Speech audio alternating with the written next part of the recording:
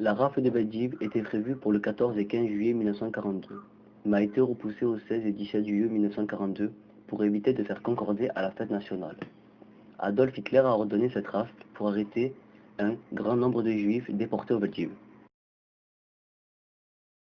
Nous allons maintenant vous parler de l'endroit où ces juifs ont dû séjourner pendant une semaine. Cette rafle s'est passée au Vélodrome d'hiver de Paris.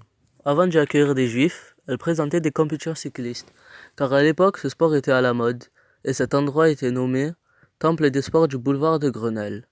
Le Vélodrome d'hiver a été détruit en 1959, comme pour faire oublier ses souvenirs.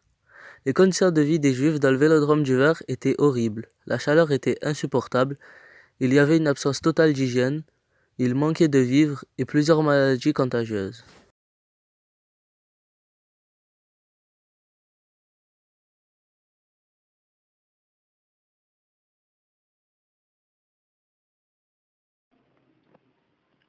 Le commanditaire de cette rafle est Adolf Hitler.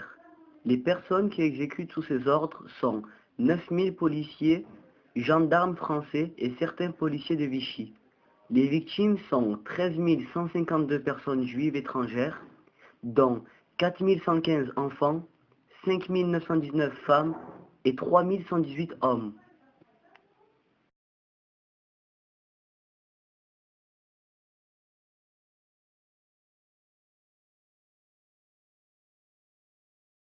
Les familles du Veldiv, après avoir passé une semaine dans ce vélodrome, sont transférées de la gare d'Auschwitz vers les camps d'internement de Pithiviers et Bonne-la-Rolande dans le Loiret.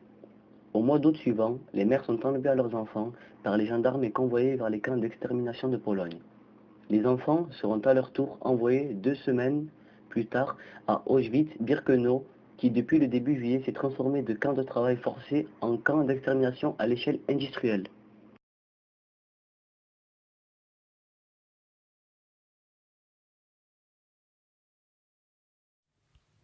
La rafle du Veldiv est donc une arrestation massive sur des personnes juives sans aucune raison, sauf une, éliminer le maximum de juifs. Les policiers français et ceux de Vichy ont formé une alliance pour exécuter les juifs séquestrés dans ce vélodrome. Il a fallu attendre le 16 juillet 1995 pour que Jacques Chirac reconnaisse officiellement que la France a bel et bien été impliquée dans cette arrestation. La France assume cette période sombre et chaque nouveau président français vient rendre hommage aux 13 152 victimes juives qui ont subi cette rafle. Ces heures noires souillent à jamais notre histoire et sont une injure à notre passé et à nos traditions.